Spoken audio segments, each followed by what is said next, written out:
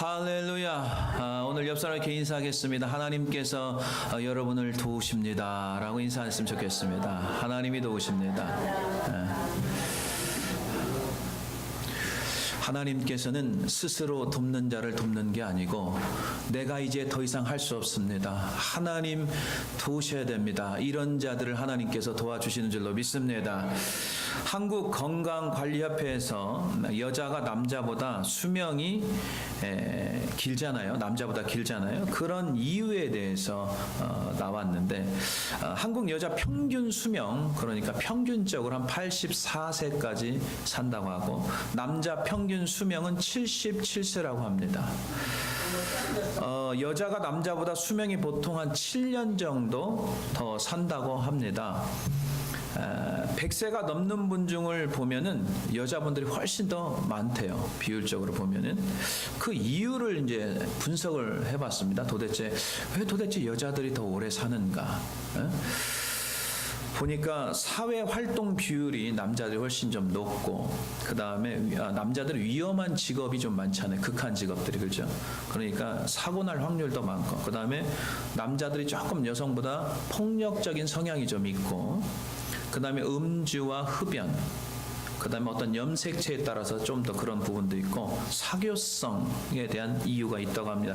저는 여러 가지 이유 중에 사교성에 좀 눈에 좀 띄더라고요. 사교성. 남자들은 별로 사교성이 없는데 여자들은 사교성이 좀 있잖아요. 이게 수명하고 연장과 관계가 있다고 합니다. 이 사교성이.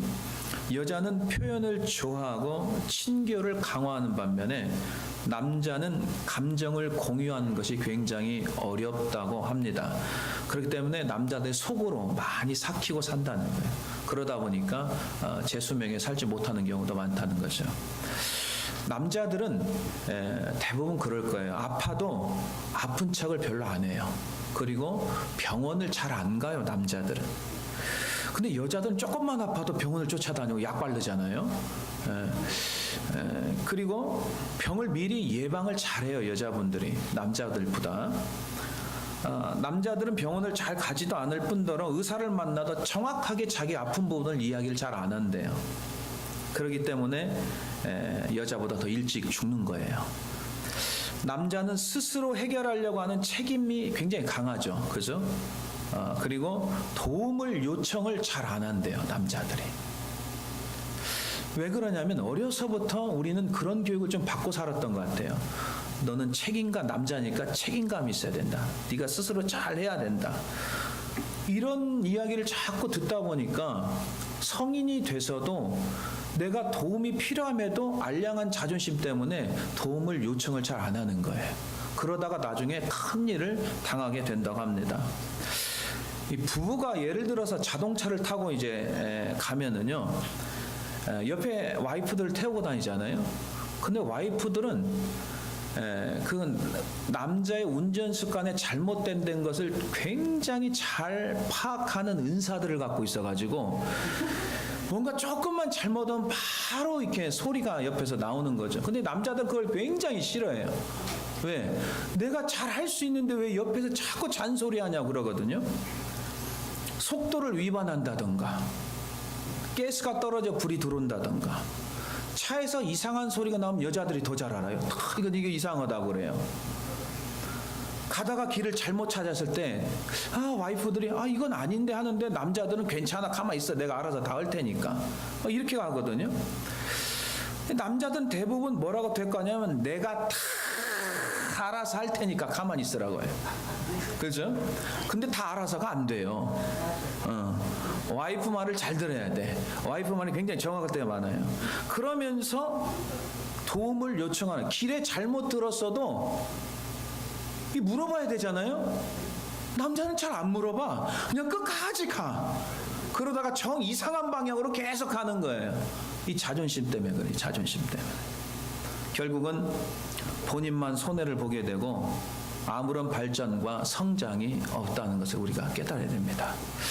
목회 현장에서도 제가 목회를 쭉 해봤잖아요. 벌써 전도사 시절부터 하다 보면 25년 넘게 되는데 쭉 지켜보면 여자분들은 뭔가 도움이 있을 때 간절하게 막 하나님 앞에 도움을 요청하거든요.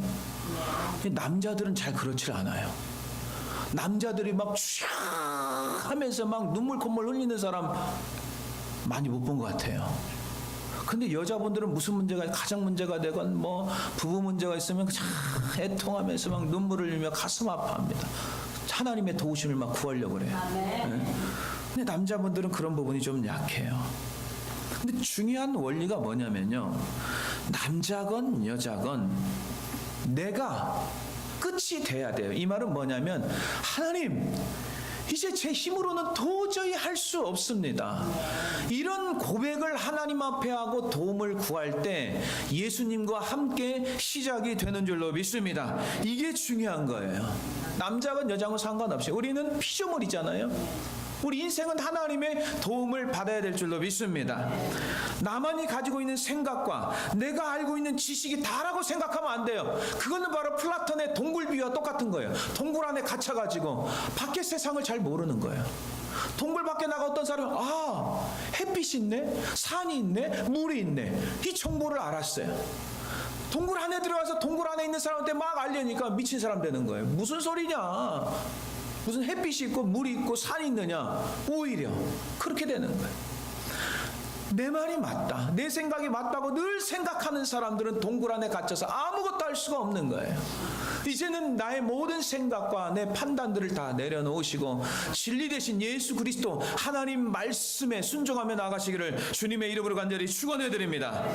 첫 번째, 하나님을 믿지만 도움을 구하지 않는 인생은 어떠한가 우리가 알아야 됩니다. 여러분, 교회는 사람들이 굉장히 많이 다닙니다. 근데 하나님의 도움을 구하지 않아요. 그냥 교회만 다니는 사람이 있어요. 이런 사람들은 세월이 흘러도 무력한 인생으로 살아갈 수밖에 없습니다. 자, 요한복음 5장 3절 한번 보겠습니다. 그 당시에 베데스라는 연못이 있는데 거기 안에는 어떤 스토리가 있냐면요, 물이 동할 때 움직일 동입니다. 물이 막 움직이면 천사가 내려오는 거예요. 천사가. 그럼 막 물이 막 움직이잖아요. 그러면 가장 먼저 들어가면은요, 어떤 환자도 다 고치는 거예요. 가장 먼저 들어가는 사람. 근데 거기에 38년 동안 그 주변만 서성거리다가 병고침을 못 받고 있는 한 38년 된 병자가 있어요. 그런 스토리로 시작이 됩니다. 한번 3절, 4절, 5절 한번 읽도록 하겠습니다. 시작. 그 안에 많은 병자, 맹인, 다리 저는 사람, 혈기 마른 사람들이 누워 물의 움직임을 기다리니 이는 천사가 가끔 못에 내려와 물을 움직이게 하는데 움직인 후에 먼저 들어가는 자는 어떤 병에 걸렸던지 낫게 됨이더라. 거기 38회 된 병자가 있더라. 아멘. 성경을 보니까 이건 남자였어요. One man was there who had been invalid for 38 years. 이렇게 나와. 남자라. One man 이렇게 나와 있어요. 남자분들 오늘 말씀 잘 들으세요. 예루살렘의 양문 곁에 베데스다 연못이 있습니다. 양문은 예루살렘에 여러 문들이 있습니다. 그 중에 양문은 뭐냐면 이스라엘 백성들이 하나님 앞에 제사 지낼 때 양과 염소, 하나님의 제물들을 가지고 들어오는 문을 양문이라고 합니다. 그 앞에 베데스다 연못이는, 베데스다는 은혜의 집이라는 뜻입니다. 천사가 내가 물을 휘저으면 물이 움직입니다. 그 주변의 병자가 가장 먼저 들어간 병자, 어떤 병이든 다 고침을 받는다는 이야기입니다. 하지만 38년 된 이 병자도 38년 동안 그 일을 했는데 하질 못한 거예요. 여러분, 사람이요, 무슨 일을 시도를 하다가 실패를 거듭하게 되면 사람이 낙심하고 체념하게 됩니다. 그걸 하면서도 나는 안 되나 봐. 그걸 하긴 해요. 그러면서 마음의 한편에 나는 이제 안 되나 봐.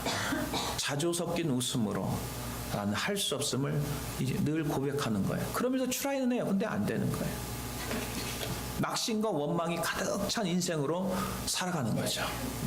여러분, 코끼리 길들이기 이야기 다 들어보셨죠? 코끼리가 지구상의 가장 큰 동물이라고 합니다. 큰 코끼리가 얼마나 크냐면 5톤이래요. 5톤. 여러분, 옛날에 우리 어렸을 때 조그마한 포니 승용차 같은 거 있잖아요. 1톤이 안 돼요. 0.9톤 정도 될 거. 이게 5개 정도. 어마어마한 큰 사이즈입니다. 근데 이 그 큰 코끼리를 누가 컨트롤하느냐? 조그마한 사람들이 컨트롤하는 거예요. 도대체 어떻게 컨트롤할 수가 있느냐?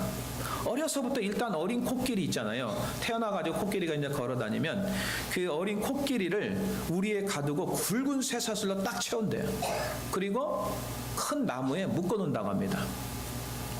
이 어린 코끼리가 막 더 멀리 좀 가려고 또 여러 움직임을 하지만 이 나무가 크기 때문에 또 코끼리가 어리기 때문에 빠져나가질 못하는 거예요. 쇠사슬에 좀 갔다가 탁 걸리고 저기 좀 갔다가 탁 걸리는 거예요. 그걸 계속 반복하는 거예요. 그러면서 이 코끼리의 생각에 어떤 마음이 드냐? 아, 나는 이제 더 이상 멀리 갈 수가 없겠구나. 이걸 계속 학습하는 거예요. 이게 뭐라고 하냐면 후천적 무력감이라고 합니다. 이것을 학습하기 시작하는 후천적 무력감. 이 실패를 계속 거듭하다 보면 학습하게 된다. 아, 나는 할 수가 없구나. 못하는구나. 그냥 그저 그렇게 살아야 되는구나. 그렇게 자꾸 이렇게 그런 것을 학습하는 거예요. 그러다 보면 코끼리가 5톤이 되더라도 그 조그마한 줄에, 아니 그 줄에 큰 나무에 5톤이면 뽑을 수도 있거든요. 근데 어려서부터 후천적 무력감을 학습했기 때문에 큰 코끼리가 돼도 어딜 도망가지 못한다고 합니다. 여러분, 코끼리를 묶어놓은 것은 사슬이 아닙니다. 과거의 실패의 경험에 대한 기억이나 다른 사람들의 평가 자체가 우리를 구속하지 않습니다. 이 기억 때문에 그러는 거예요. 후천적 무력감에 대한 기억 때문에. 우리가 무력감에 빠지게 되면요, 예수를 믿고 교회 다니면서도요, 아, 나는 안 되나 봐. 나는 할 수 없어. 그냥 몇 번 기도하다 기도의 응답이 안 이루어지면요, 아유, 하나님이 나는 돕질 않나 봐. 자기 스스로 그냥 계속 그런 생각을 갖는 거예요. 부정적인 생각으로 기도를 멈춰버립니다. 그래서 어떤 사람들은 기도를 하다가 자기 생각에 좀 기도의 응답이 있어야 되는데 없잖아요. 그러면 기도를 더 이상 안 하는, 이게 바로 후천적 무력감에 빠져있는 사람인데, 기도의 응답은요, 이미 우리는 성경에 어떻게 나왔냐면 기도는 응답받고 시작하는 줄로 믿으시길 바랍니다. 응답받고 시작하는. 근데 기도의 응답을 자기 생각대로 하려고 하니까 이게 문제가 되는 거죠. 교회 나와서, 여러분, 교회는 병원입니다. 여러분, 이 자리에 나오신 모든 분들, 저를 포함해서 문제 없는 사람이 없는 줄 믿으시길 바랍니다. 다 문제들이 있어요. 근데 문제가 있음에도요, 하나님 앞에 도움을 요청을 안 하는 사람들이 있어요. 오늘 여러분 말씀 잘 깨달아야 돼요. 교회 나오면서도 하나님 앞에 도움을 요청을 해야 돼. 이 문제가 있으니까. 하나님, 가정 문제가 있어요. 어떤 사람 부부 문제가 있어요.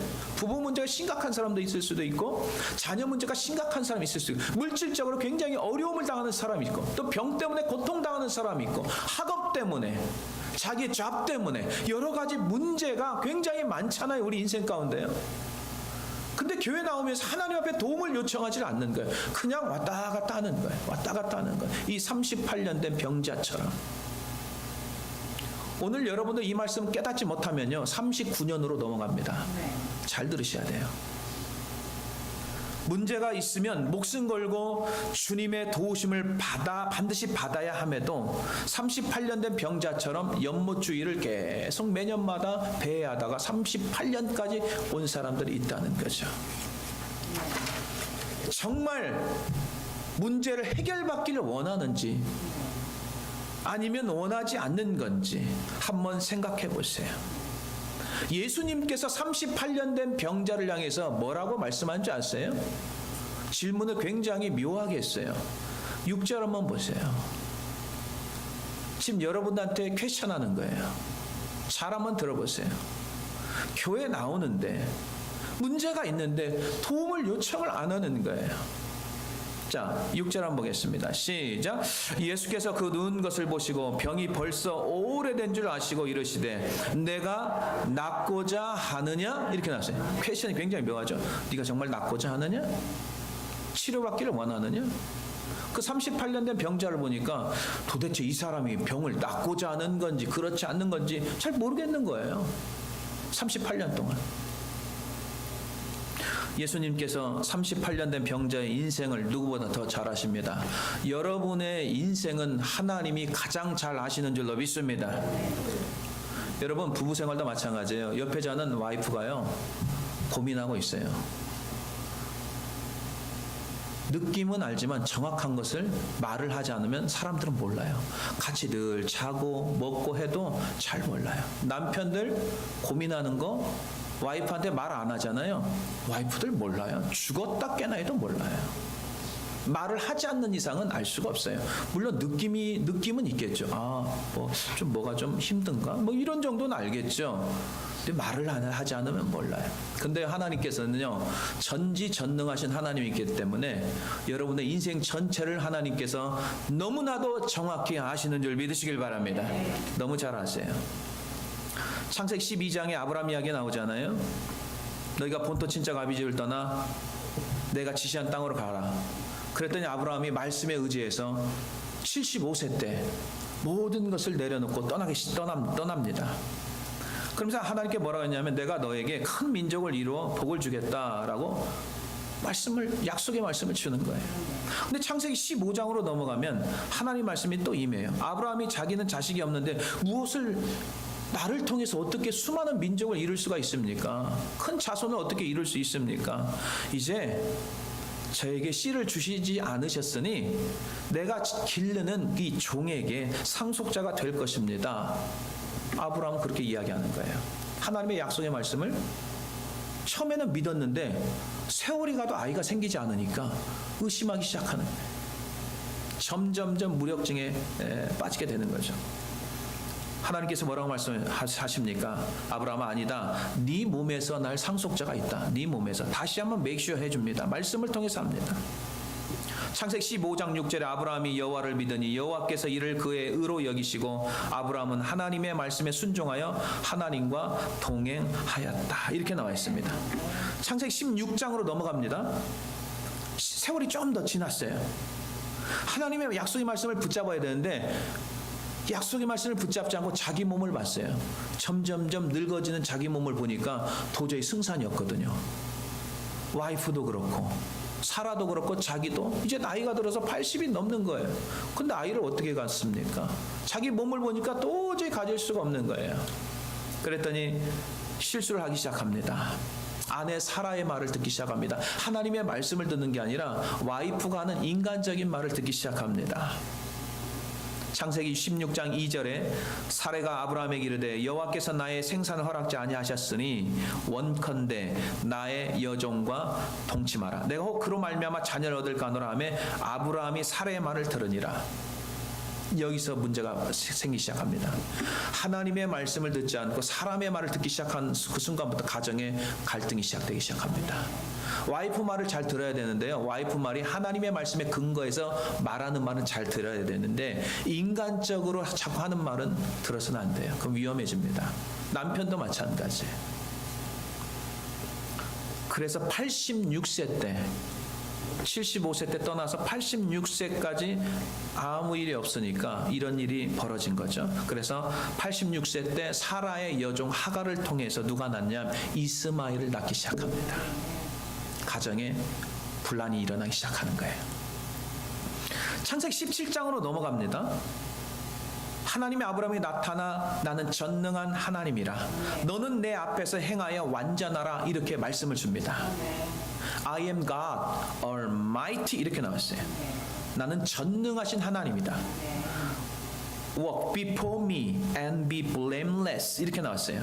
네가 하나님 앞에 걸어가면 당당하다, 완전하다라는 뜻이거든요. 다시 말씀으로 아들을 낳아 주게 하라. 다시 말씀을 줍니다. 여러분, 우리가 무기력증에 빠지지 않으려면은 하나님의 말씀을 붙들고 나가야 될 줄로 믿습니다. 하나님 말씀을 붙들지 않으면 세상의 논리가 우리를 지배를 합니다. 세상의 뉴스가 우리를 지배를 하기 시작합니다. 그러면 고민스러워지는 거예요. 99세 때 아브라함과 사라에게 이 말씀을 주시는데 아브라함과 사라가 속으로 어떻게 생각하는지 아세요? 99세가 됐어요. 속으로, 마음속으로. 사람들은 저 사람이 어떤 마음을 품고 있는지 잘 몰라요. 하나님은 정확히 아는 줄 믿으시길 바랍니다. 자, 창세기 17장 17절 보세요. 마음속으로 어떤 마음을 품었는지 보세요. 자, 읽습니다. 시작. 아브라함이 엎드려 웃으며 마음속으로 이르되 100세 된 사람이 어찌 자식을 낳을까? 사라는 90세니 어찌 출산하리요 하고 이렇게 나왔어요. 그러면서 창세기 17장 18절 아브라함이 하나님께 아뢰되 이스마엘이나 하나님 앞에 살기를 원하나이다. 하나님 말씀을 믿지 않은 거예요. 왜? 75세부터 계속 세월이 지나고 아이 낳는 그런 모습들이 보이지 않고 몸이 늙다 보니까 말씀을 믿지를 못하는 거죠. 그래서 점점점 아브라함과 사라도 무기력증에 빠지기 시작하는 거예요. 창세기 18장 11절에 아브라함과 사라는 나이가 많아 늙었고 사라에게는 여성의 생리가 끊어졌는지라 12절에 보면 사라가 속으로 웃었습니다. 아유, 내가 어떻게 아이를 낳습니까? 그냥 웃는 거죠. 자주 섞인 웃음이죠. 내가 노쇠했고 내 주인도 늙었으니 내게 무슨 즐거움이 있으리요. 이렇게 아브라함과 사라가 기다리다 지쳐버린 거죠. 그들의 속마음을 보면 무력함이 보이는 거죠. 우리 부부는 늙어서 안 됩니다. 더 이상 안 돼요. 이스마엘을 통해서 해보세요. 저는 그냥 이렇게 살겠습니다. 무슨 저희 나이 아이를 갖습니까? 체념했습니다. 무기력한 모습 아니겠습니까? 때로는 교회 다니면서 예배 참석하지만 기도는 하지만 삶의 어떤 뚜렷한 변화가 없을 수가 있어요. 부부간의 관계도 그렇고 자녀 문제도 그렇고 별 크게 변화가 없어요. 기도하던 대로 잘 이루어지지 않아요. 정말 그 영혼을 기도하는데 쉽게 주님 앞에 나오지 않을 때 지칠 수가 있습니다. 그러다 보면 무력감에 빠질 수 있습니다. 하나님께서 내 기도는 듣지 않나 보다. 그러면서 그냥 하나님 앞에 끈질기게 나가야 되는데 교회만 그저 참석하는 경우가 있습니다. 사랑하는 성도 여러분, 오늘 결단하십시오. 여러분들의 기도와 간구는 하나님께서 잊지 않으시는 줄 믿으시길 바랍니다. 하나님의 응답은 하나님의 때에 이루어지는 것이 우리의 때가 아닙니다. 끝까지 약속의 말씀을 붙잡고 끝까지 전능하신 하나님께 도움을 구하며 나갈 때 하나님께서 반드시 일하시는 줄 믿으시기를 주님의 이름으로 간절히 축원해 드립니다. 두 번째, 무력증에 빠진 사람들이 조심해야 될 게 있습니다. 하나님의 도우심을 바라지 않고 어떻게 하느냐? 끝까지 자신의 방법을 고집합니다. 이게 위험한 거예요. 하나님의 방법을 하는데 자기 생각대로 자기 방법대로 자꾸만 모든 문제를 해결하려고 해요. 점점점 깊은 수렁에 빠집니다. 해결이 안 됩니다. 자, 이 38년 된 남자 병자를 한번 보십시오. 7절 보세요. 네가 병 낫기를 원하느냐? 네가 낫기를 원하느냐? 그렇잖아요. 그랬을 때 내가 낫고자 하느냐? 그럴 때 이 병자가 굉장히 희한한 대답을 해요. Yes, Jesus 이렇게 나와야 되는데 뭐라고 대답하는지 아세요? 잘 한번 들어보세요. 끝까지 자기 방식을 갑니다. 38년 동안 했던 그 방식을 끝까지 추구하려고 합니다. 이러니까 잘 안 되는 거예요. 자, 7절 보겠습니다. 시작. 병자가 대답하되 주여 물이 움직일 때 나를 못에 넣어주는 사람이 없어 내가 가는 동안에 다른 사람이 먼저 내려가 나이다. 아멘. 그냥 예스 지저스 하면 되는 거예요. 네가 정말 병 낫기를 원하냐? 예스 이렇게 하면 되는 거예요. 그런데 지금 엉뚱한 이야기를 하고 있는 거예요. 물이 움직일 때 나를 못으로 데려가는 사람이 없어서 제가 지금 이렇게 됐습니다. 누가 나 좀 데려가면 좋겠는데요. 데려가는 사람이 없어갖고 제가 지금까지 이렇게 살고 있습니다. 많이 듣던 이야기 아니에요? 내가 지금 누구 때문에 제가 인생이 이렇게 됐습니다. 똑같은 거예요. 내가 누구를 만나서 과거에 누구 때문에 제 인생이 이렇게 됐습니다. 똑같은 이야기. 이런 생각 갖고 있으면 해결책이 나지 않습니다. 주님이 여러분들에게 그거 말씀하라고 하는 게 아니에요. 이미 주님은 여러분들의 시츄에이션을 다 알고 있어요. 다만 우리가 하는 것은 주님 앞에 간절히 도움을 구하여 응답받아야 될 줄로 믿습니다. 내 생각과 내 방법을 내려놓으셔야 돼요. 더 이상 그거 킵하면 안 됩니다. 38년 동안 계속 그거 했잖아요. 누워 있었잖아요. 누가 나를 안 데려가나? 그 생각으로 38년 동안 계속 그 방법 사용했잖아요. 근데 해결을 못 받았잖아요. 그 이야기 또 하고 있는 거예요. 누가 나를 못해? 그럼 예수님이 못으로 데려가요? 자기를 못으로 데려가야 돼, 예수님이? 왜 그거 하고 있어요? 예수님의 말씀으로 바로 고침받을 수 있는 줄 믿으시길 바랍니다. 주님의 말씀으로 일어날 수 있는 거예요. 그렇게 안 해도 되는 거예요. 내가 아무것도 할 수 없음을 고백하는 것, 그게 나의 끝입니다. 이런 사람이 예수와 시작이 됩니다. 내가 할 수 있다고 생각하는 사람은 예수님과 시작이 되지가 않아요. 계속 자기 방법대로 가니까 끝이 안 나는 거예요. 하나님을 의지하지 않고 스스로 자기만 의지하고 사는 사람처럼 불쌍한 인생이 없는 거예요. 교회 다니는 사람들도 마찬가지예요. 물론 예수 믿지 않는 사람들은 하나님을 모르니까 자기 방법대로 합니다.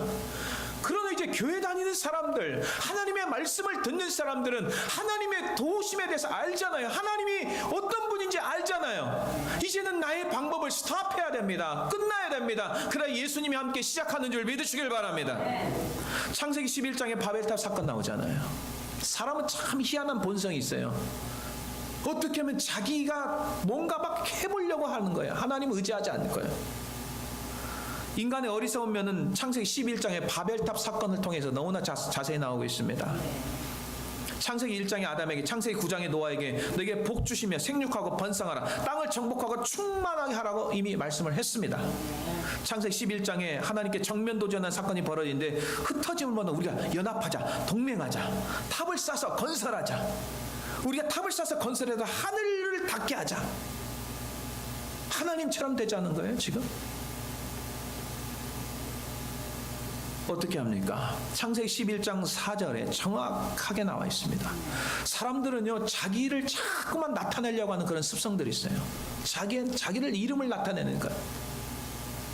우리는요, 하나님께서 우리를 택한 목적이요, 나를 나타내려고 하는 게 아니라 나를 구원하신 예수 그리스도를 하나님 앞에 영광 돌리며 살아야 되는 줄로 믿으시길 바랍니다. 예수님의 이름이 나타나야 되고요, 나의 삶을 통해서 하나님 앞에 날마다 영광을 돌리는 게, 이게 바로 우리의 삶의 목적이 돼야 됩니다. 근데 자꾸만 사람들이 자기 이름을 나타내려고 하는 거예요. 창세기 11장 4절 보겠습니다. 시작. 또 말하되 자 성읍과 탑을 건설하여 그 탑 꼭대기를 하늘에 닿게 하여 우리 이름을 내고 온 지면에 흩어짐을 면하자 하였더니, 아멘. 우리 이름을 내자.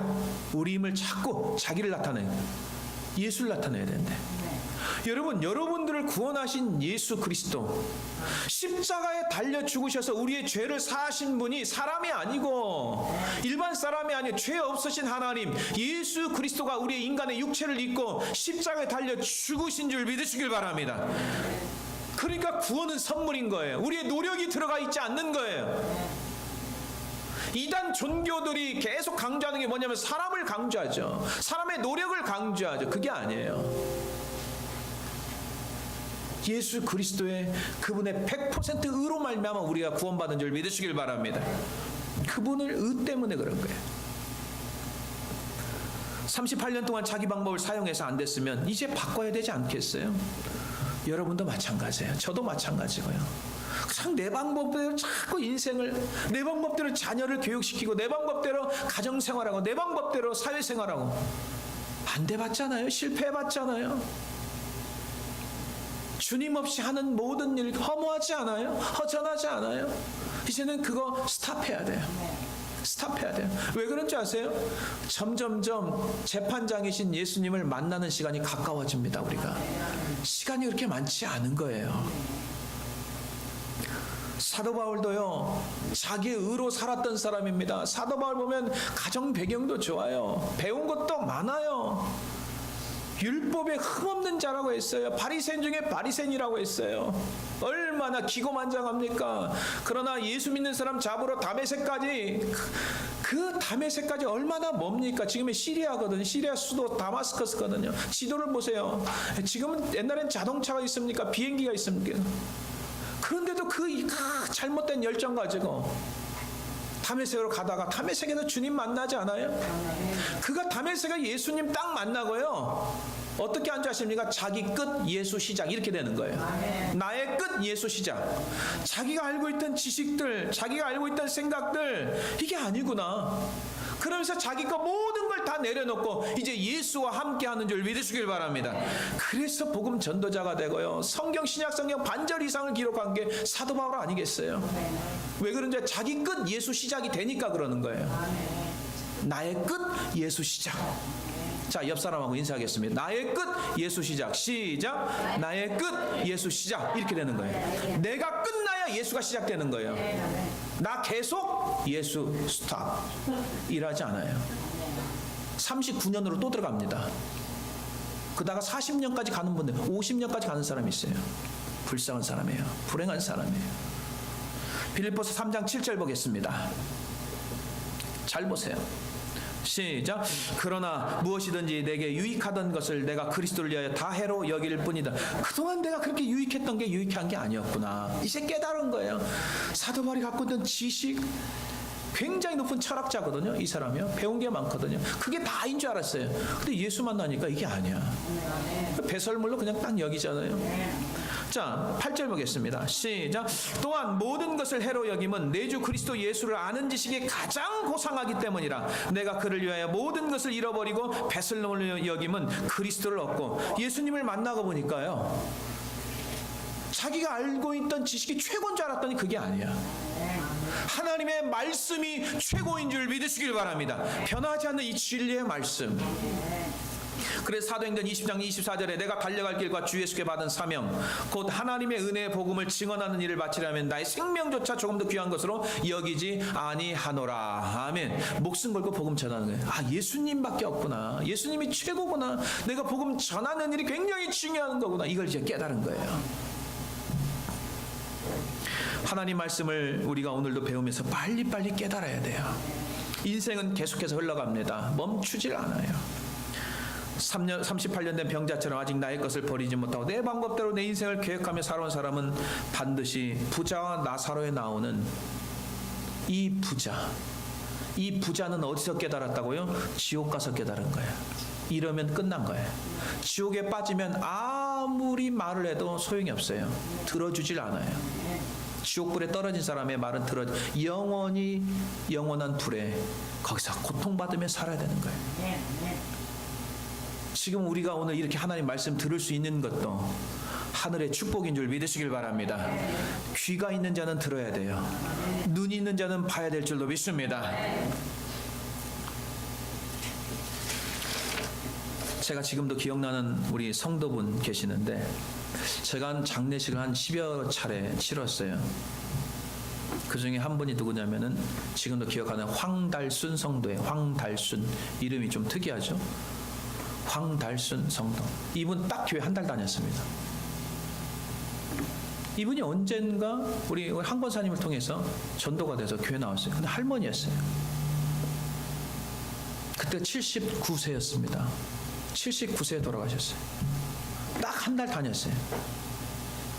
근데 이분에게 하나님의 말씀이 들리기 시작했어요. 하나님의 말씀이. 제가 설교자가 여기서 딱 이렇게 보잖아요.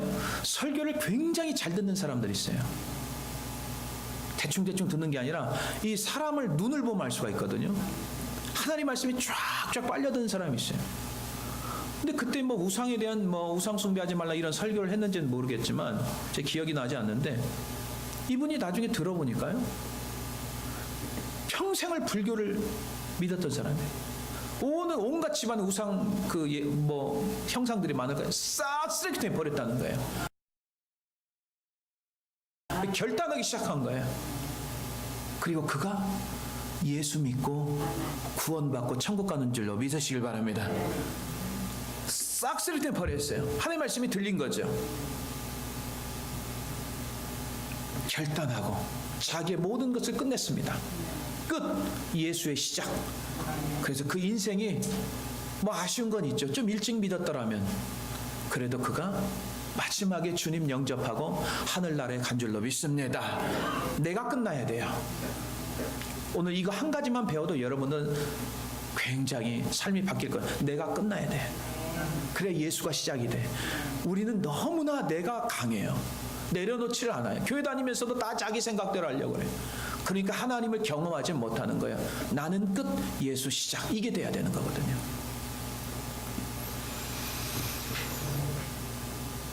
그게 끝나지 않으면 20년, 30년, 31년, 32년, 33년, 34년 계속 세월만 흘러가고 그 다음에 누구 때문에 내가 이렇게 됐다고 맨날 이야기하면서 인생을 낭비하게 되는 거죠.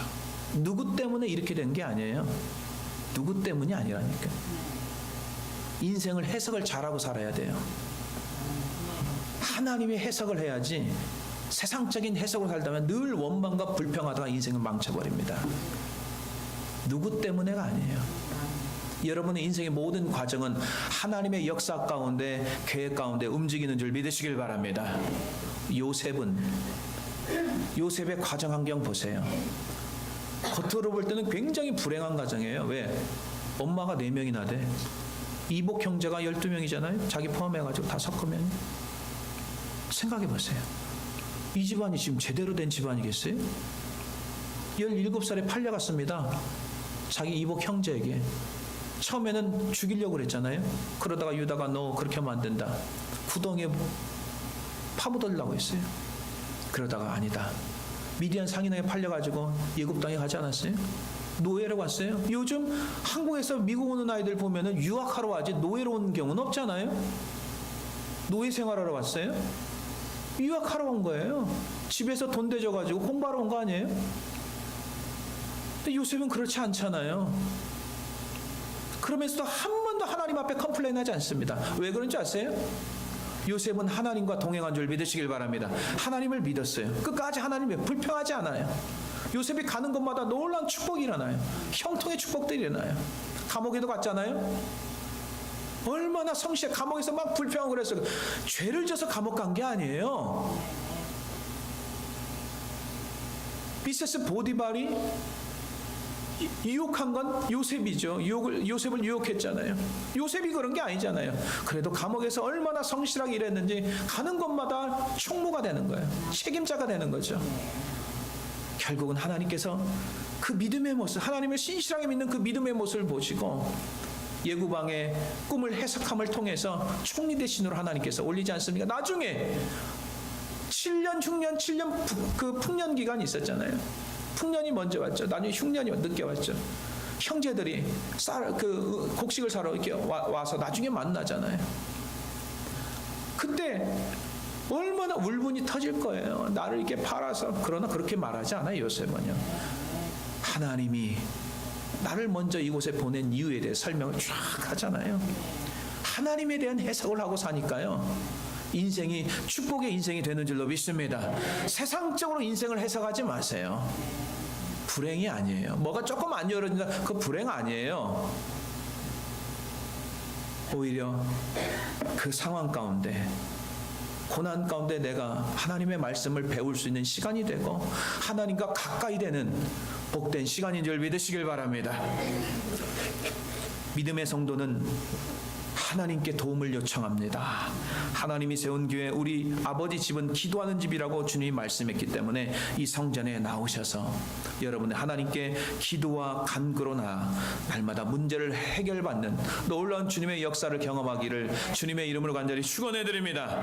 마지막으로 하나님의 도우심을 받기 원하면 어떻게 됩니까? 믿음 가지고 순종하면 되는 거예요. 믿음 가지고 순종하는 거예요. 그냥 내 생각 내려놓고 믿음 가지고 순종으로 가면 됩니다. 자, 8절 보겠습니다. 지금 8절 전이 뭐였어요? 저를 좀 그냥 빨리 좀 데리고 가는 사람이 있어요. 이게 지금 엉뚱한 이야기 하잖아요. 예수님은 너무 불쌍하니까 고쳐주려고 하는데 예수님 뭐라고 합니까? 다 같이 읽겠습니다. 시작. 예수께서 이르시되 일어나 내 자리를 들고 걸어가라 하시니, 이렇게 나왔어요. 일어나라. 그런 소리 하지 마. 이미 다 알고 있는데 무슨 그런 소리 하고 있어. 지금 네가 지금 뭘 하기를 원하는 거야? 지금 너 일어나 걷는 게 중요한 게 아니야? 너 지금 38년 동안 베데스다 그 양문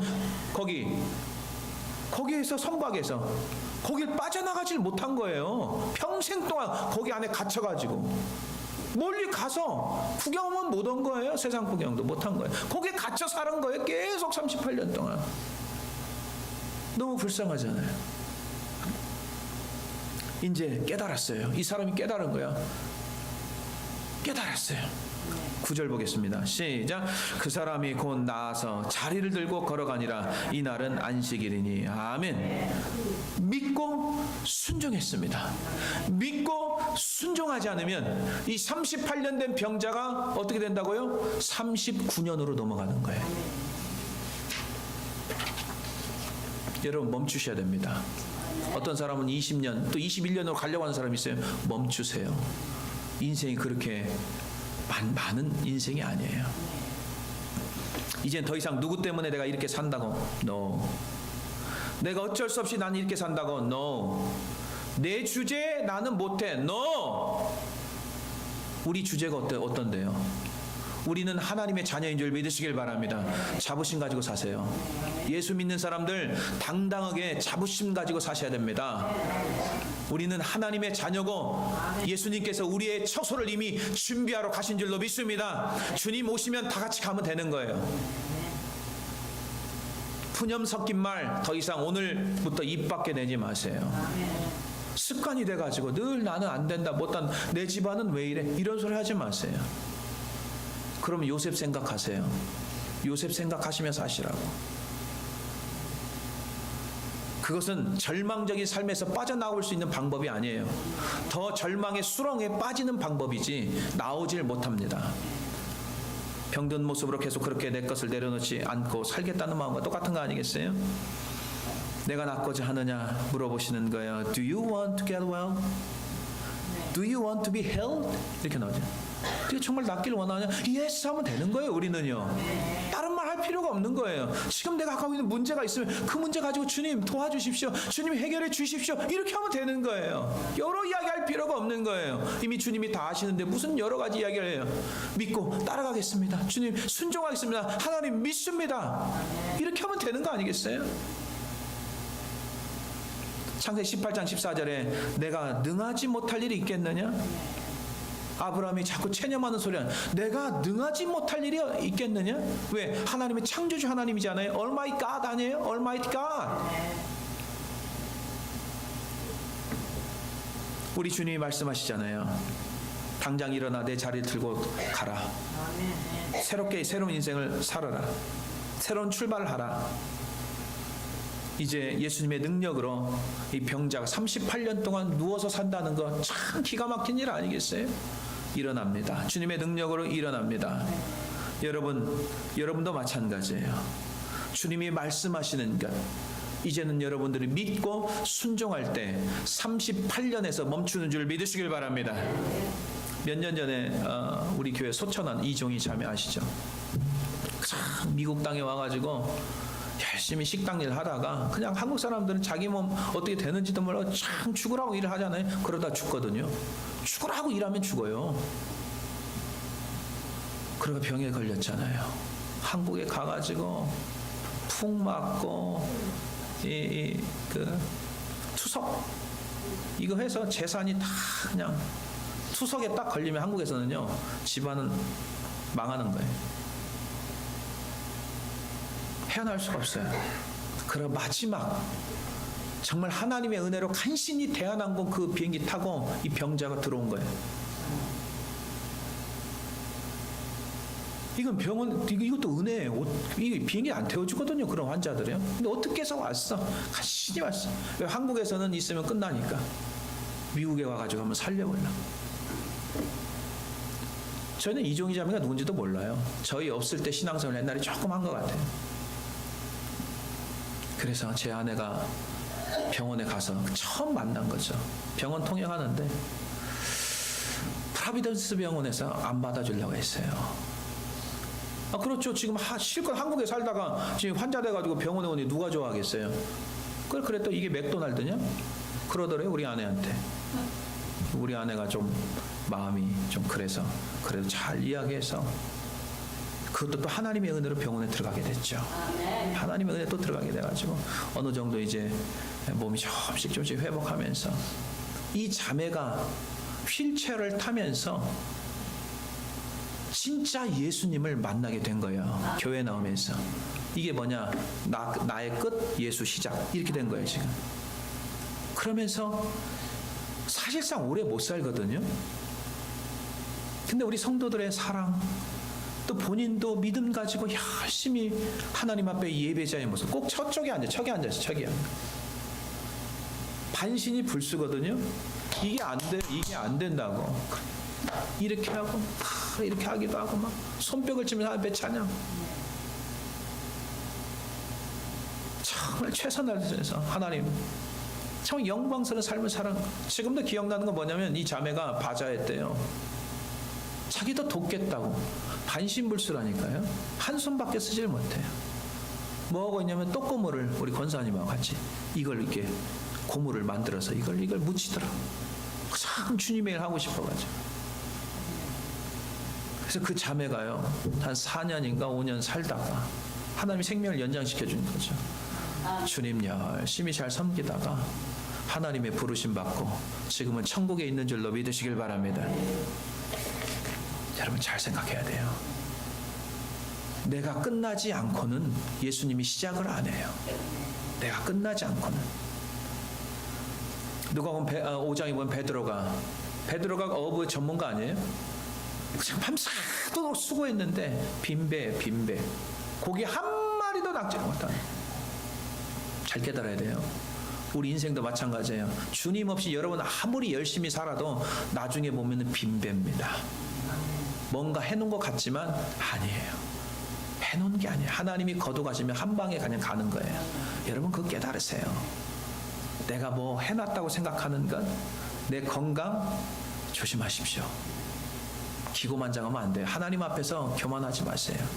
한 번에 그냥 끝나버릴 수가 있어요. 그때 주님께서 뭐라고 하셨습니까? 베드로야 깊은 데로 가서 그물을 내리라. 이 말씀하는 거예요. 베드로는 그때 당시에 목수잖아요. 목수 생활한 지 잘 30년 동안 목수했기 때문에. 근데 베드로가 자기의 모든 생각을 끝내버립니다. 아니 당신 내가 알고 보면 목수 아니야. 이렇게 할 수 있잖아요. 너 그렇게 하잖아요. 베드로가 주님 말씀에 의지해요. 내가 밤새도록 수고해서 잡은 건 없지만 말씀에 의지해 내가 그물을 내리겠습니다. 딱 고백을 합니다. 이게 뭐냐? 나의 끝 예수 시작이거든요. 그물을 내렸어요. 얼마나 많이 잡혔는지 그물이 찢어지기 시작합니다. 그러면 다른 배도 와가지고 고기를 실는데요. 배가 가라앉을 정도의 엄청난 만선의 역사가 이루어진 줄 믿으시길 바랍니다. 깨달으세요. 주님이 없이 사는 인생은 빈배 인생이에요. 자기 생각대로는 뭔가 많이 갖췄다고 생각하는데 아니에요. 착각하지 마세요. 빈배입니다. 빈배. 정말 예수 그리스도와 함께하는 인생. 세상의 눈으로 볼 때 그냥 건강하고 뭐 돈 많이 벌고 하면은 그게 뭐 가득 찬 배라고 생각하는데 그건 허상이에요. 그게 허상이라고. 진짜 가득 참의 인생은 뭐냐면 예수님과 날마다 동행하는 인생인 줄 믿으시길 바랍니다. 거기에 축복 행복이 있어요. 주님 때문에 행복이 있고 만족이 있는 거예요. 다른 게 많다고 해서 거기서 만족이 있는 게 아니에요. 세상이 줄 수 없는 게 있어요. 그게 바로 예수 그리스도인 줄 믿으시길 바랍니다. 이제 우리 모두 내 힘으로 살아가는 거 멈추십시오. 더 이상 계속 지내갔다간 39년으로 들어갑니다. 39년 4년 인생은 끝이 있어요. 그러나 그게 끝이 아니고 다시 시작이 있어요. 영원한 형벌이든지 영원한 천국이든지 둘 중에 하나입니다. 끝이 아니에요. 문제 해결도 못하면서 연못 주위에 빙빙빙 돌다가 인생 다 지나가 버리면 나중에 하소연해도 아무 소용이 없습니다. 38년 된 병자는 39년으로 들어가지 않고 38년째 믿음 가지고 응답받은 줄로 믿습니다. 비정상적인 삶이 정상적인 걸로 알고 우리가 살아갈 때가 있어요. 우리는 오늘 지금 내가 스스로 할 수 있다는 모든 생각 이제는 스탑. 올바르지 않습니다. 내 스스로 할 수 있는 게 없는 게 훨씬 더 많아요. 하나님께 도우심을 구하시고 예수 그리스도를 신뢰하는 믿는 믿음으로 나아가서 여러분 새롭게 출발하는 멋진 인생으로 사시기를 주님의 이름으로 간절히 축원해 드립니다.